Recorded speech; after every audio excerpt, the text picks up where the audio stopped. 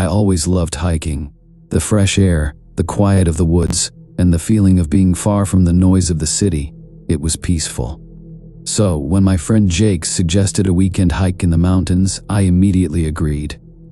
It was supposed to be a 2-day trip, nothing too difficult. Just some time away from work and the usual stress of life.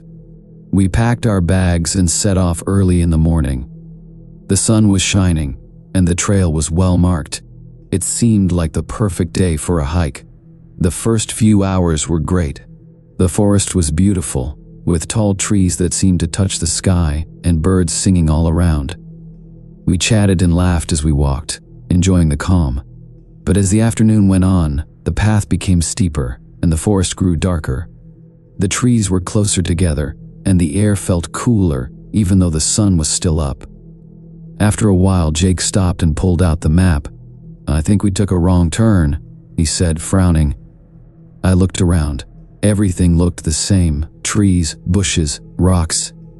It was hard to tell where we were. "Let's just keep going," I said.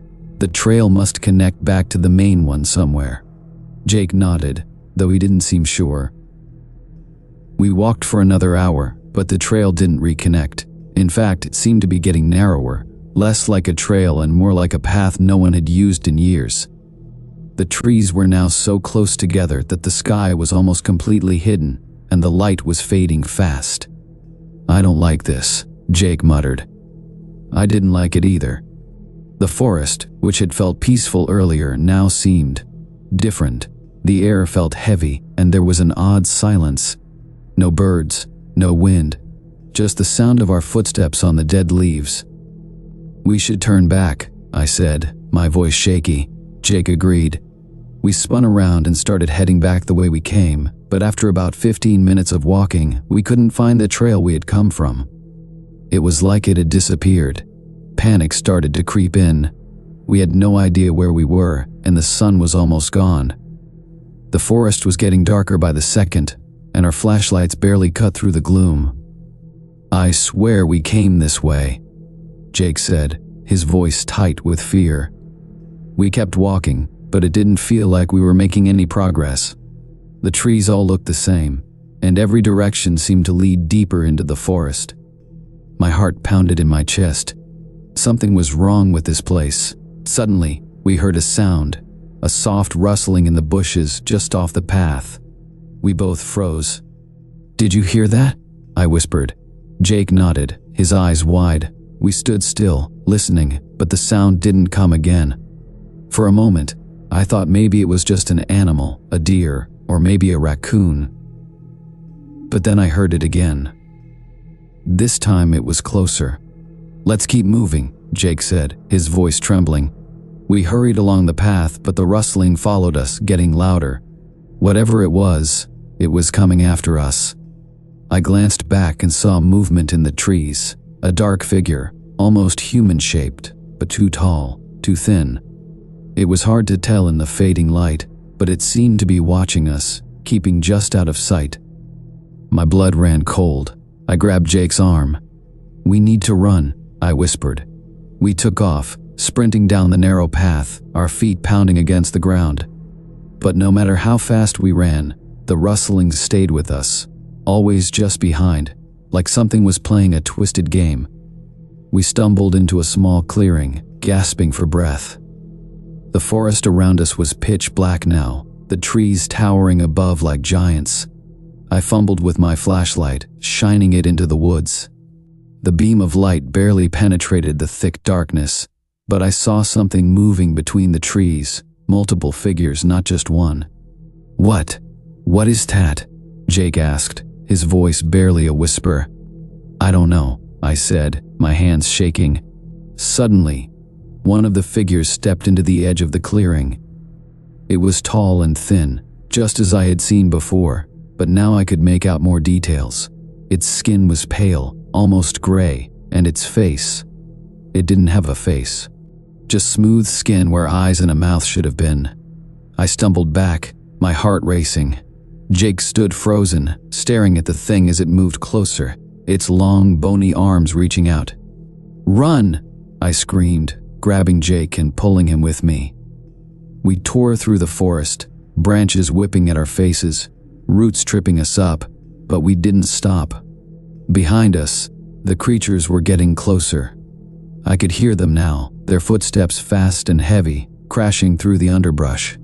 My lungs burned, and my legs felt like they were going to give out, but I kept running. I couldn't stop. I couldn't let them catch us. Finally, up ahead, I saw a light. It was faint, but it was there, a cabin, or maybe a ranger station. Hope surged through me, and I pushed myself harder, dragging Jake along. We reached the small cabin and threw ourselves inside, slamming the door behind us. I locked it, my hands shaking so badly I could barely turn the key. We stood there in the darkness, listening. For a moment, there was nothing but the sound of our own breathing. Then we heard it, a soft tapping on the window. I turned slowly, my heart in my throat. There, outside the window, was one of the creatures, its pale face pressed against the glass, its long fingers tapping softly, as if it was waiting for us to make a move. I backed away, my whole body trembling. "Jake," I whispered, but when I turned to look at him, he wasn't there. The tapping grew louder, and then the door slowly began to creak open. It was supposed to be a simple hike. Just me and my best friend Sarah, exploring the mountains for the weekend.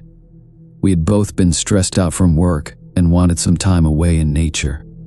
The weather was perfect when we started. Clear skies, cool breeze, and the sound of birds in the trees. We had picked a trail we found online. It wasn't a popular one, which we liked. Fewer people meant more quiet, more space to enjoy the wilderness. We packed our bags, filled our water bottles, and set off early in the morning. The first few hours were amazing. The forest was peaceful, the path was easy to follow, and we took our time, stopping here and there to take pictures of the beautiful scenery. There was even a small stream where we dipped our feet, laughing as the cold water rushed over our toes. But by the afternoon, things started to change. The trail, which had been clear and well marked, began to fade. At first, it was just a few missing signs. Then the path itself became narrow, overgrown with weeds and bushes. We thought we might have taken a wrong turn, but there hadn't been any forks in the trail. "Maybe it's just not used much anymore," Sarah said, though she didn't sound convinced. We kept going, hoping the path would clear up again, but it didn't. In fact, the deeper we went, the worse it got. The trees grew closer together, blocking out the sunlight, and the air became colder, even though it was still the middle of the day. "Should we turn back?" I asked, starting to feel uneasy. The forest had become eerily quiet, no birds, no wind, just the sound of our footsteps crunching through the dead leaves. Sarah hesitated. "Let's just see if the trail opens up ahead. We've come too far to turn around now." Reluctantly, I agreed, and we continued on. But the deeper we went, the stranger the forest became. The trees seemed wrong somehow, their bark twisted and dark, like they had been burnt, and there was a strange smell in the air, something rotten and old. We walked for another hour, but the trail never got better. In fact, it was gone completely. We were just walking through the dense forest now, trying to guess which direction to go. The sun was starting to set, and I was getting worried. "Sarah, I think we're lost." She looked around, her face pale. "We just need to keep calm. Maybe we can find a way back if we retrace our steps." But when we turned around, the path we had come from was gone. Completely. There was no sign of the trail, no markers, nothing. Just trees, stretching out in every direction. Panic started to creep in. "This doesn't make sense," I whispered. "We didn't walk that far." Sarah looked as scared as I felt, but she tried to stay calm. "We'll be fine. We have food and water. Let's find a place to camp for the night and figure it out in the morning." It sounded like a plan, but I couldn't shake the feeling that something was terribly wrong. We set up our tent in a small clearing, and by the time we finished, it was almost dark. The silence in the forest was unnerving. No animals, no wind, just the oppressive stillness. That night, We barely slept. Every little sound, every crack of a branch, every rustle in the bushes made us jump. It felt like the forest was watching us. At one point, I thought I heard footsteps outside the tent, slow and heavy, but when I peeked out, there was nothing there. By morning, we were both exhausted, but we knew we had to keep moving. We packed up quickly and started walking, hoping to find any sign of the trail. But the forest felt different. The trees were even thicker now, and the sky seemed darker, like it was always twilight, even though it should have been morning. As we pushed through the undergrowth, we came across something that stopped us in our tracks, a cabin. It was old, rotting, and covered in moss, but it was there, hidden deep in the woods. There was no reason for a cabin to be this far off the trail. It looked abandoned, forgotten. "I don't like this," I whispered. "Let's just keep moving." But Sarah was curious. "Maybe we can find a map or something that can help us." Against my better judgment, we approached the cabin. The door creaked open easily, as if it had been waiting for us. Inside, it smelled damp and musty, like the place hadn't been touched in years. There was barely any furniture, just a broken chair and a dusty table. But what really caught my attention were the carvings on the walls. Strange symbols, scratched deep into the wood. They didn't look like anything I'd ever seen before. They were crude, twisted, and filled the entire room. "I don't like this place," I said, backing out of the cabin. Sarah nodded, looking uneasy. "Let's go." We left quickly, but as we stepped back into the forest, something had changed. The air felt colder, and the silence was louder, pressing down on us. It was like the forest had come alive, and it didn't want us there. We tried to find our way back, but no matter which way we went, the trees seemed to close in on us. Hours passed, and we found ourselves in the same places, over and over again, like we were walking in circles. And then, just as the sun began to set again, we heard it. Footsteps, slow, deliberate, and getting closer. We froze. I turned to Sarah, but her face was pale with fear. The footsteps were louder now, coming from behind us. We didn't wait to see who, or what, was following us. We ran.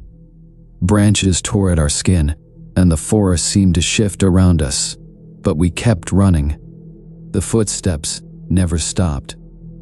They were always right behind us, no matter how fast we went. Finally, we stumbled into another clearing, gasping for breath. But when we looked around, we realized we had come back to the cabin. The same cabin, standing there in the darkness, waiting for us. The footsteps stopped, but we knew we weren't alone. And as the last light of day faded, we saw them, figures, standing among the trees, watching us with empty eyes. We were trapped, and the forest wasn't letting us go. I always loved hiking. Being out in nature, away from the noise of the city, was my way of finding peace. One weekend, I decided to go on a solo hike. I had heard about a quiet, less traveled trail deep in the mountains. It was supposed to be beautiful, with waterfalls and thick forests. I packed my bag with enough food, water, and a map. The day was bright and clear, perfect for hiking. I parked my car at the trailhead and started walking. The air was fresh, and birds sang in the trees. I felt free and excited. The trail started easy enough. It was well marked and wide, and I passed a couple of other hikers along the way. After a few hours, the path started to narrow, and the trees grew closer together. The sunlight barely broke through the leaves now, casting long shadows on the ground. But I didn't mind. I liked the feeling of being deep in the forest, away from everything. After about 4 hours, I came to a fork in the trail. The sign was old and faded. One path was marked, but the other wasn't. I knew I should stay on the main trail, but something about the unmarked path drew me in. I wanted to see where it led, so without thinking too much, I took the unmarked trail. At first it seemed fine. The path was narrow and a little overgrown, but it was still easy to follow. The forest around me was quiet, almost too quiet. I didn't hear any birds or animals anymore, just the sound of my footsteps on the dry leaves. I walked for about an hour, but then I realized something strange. The trail was disappearing. The further I went, the harder it was to tell where the path was. It was like the forest was closing in around me. The trees were thick and tall, and the ground was covered in roots and fallen branches. I stopped and pulled out my map, but the unmarked trail wasn't on it. I checked my phone, but there was no signal. A wave of panic hit me. I turned around to go back, but when I looked, the trail was gone. The path I had just walked on had vanished, swallowed by the forest. My heart started to race. I couldn't figure out how the trail could disappear like that. I walked back the way I thought I had come from, pushing through the thick bushes, but nothing looked familiar anymore. Everything was just trees, tall and dark, stretching out in every direction. I tried not to panic, but the forest felt different now. It felt alive, like it was watching me. The silence was heavy, and the air was thick with the smell of damp earth and rotting leaves. I kept walking, hoping to find the trail again, but the forest only seemed to get darker. The sky above was still bright, but down here, it felt like night was falling. Shadows stretched long between the trees, and every snap of a twig made my heart jump. Then, I heard something. At first, it was faint, like the rustling of leaves. But then it grew louder, footsteps. Someone or something was walking in the forest with me. "Hello?" I called out, but no one answered. The footsteps stopped for a moment, then started again, closer this time. My stomach twisted in fear. I turned in circles, trying to see who it was, but all I saw were the trees and shadows. I started walking faster, my heart pounding in my chest. But no matter how fast I went, the footsteps followed, always just behind me, just out of sight. Then, I saw something ahead, a figure standing in the trees. My breath caught in my throat. It was too far to make out any details, but it was tall, standing completely still. I froze, staring at the figure. It didn't move, didn't make a sound. I swallowed hard and took a step back, and as soon as I did, the figure took a step toward me. Panic surged through me. I turned and ran, branches slapping my face, my feet slipping on the uneven ground. I didn't care where I was going, I just needed to get away. But the forest seemed endless. No matter how far I ran, the trees stretched on forever, and the footsteps behind me never stopped. Finally, I stumbled into a small clearing, gasping for breath. I looked around, hoping to find some sign of a trail, but there was nothing. Just trees, endless trees. I collapsed to the ground, my legs trembling. I didn't know how long I had been running, but I couldn't go any further. The forest was too thick, too dark. It felt like it was closing in on me, and then I heard the footsteps again. Slow, steady, coming closer. I looked up, and there, standing at the edge of the clearing, was the figure. It was closer now, and I could finally see its face, only it wasn't a face. It was just a blank pale mask where eyes, a nose, and a mouth should have been. The figure didn't move, but I felt its eyes on me, even though it had none. My body was frozen in fear. I wanted to scream, but no sound came out. The figure tilted its head slightly, as if it was curious, then took a slow step toward me. I scrambled to my feet, my heart pounding so hard I thought it would burst out of my chest. But my legs felt weak, and I could barely stand. The figure was getting closer, its silent footsteps echoing in the clearing. I backed away, my eyes never leaving the faceless thing, but I tripped over a root and fell to the ground. As I lay there, staring up at the figure, I realized something horrifying. I wasn't going to make it out of the forest. The last thing I saw before the darkness closed in was the figure standing over me, its blank face looking down, watching. And then everything went black.